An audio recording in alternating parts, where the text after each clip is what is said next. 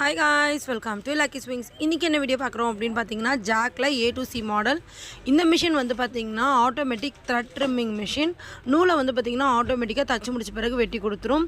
So வந்து பார்த்தீங்கன்னா இந்த மாடல் வந்து பார்த்தீங்கன்னா நம்ம கடையில் ஃபுல் அண்ட் ஃபுல் ஸ்டாக் அவைலபிளாக இருக்குது. ஜாக்ல F6, A2C, A3B, A4B, A4C இந்த மாதிரி எல்லா மாடல் மிஷினுமே அவைலபிளாக இருக்குது.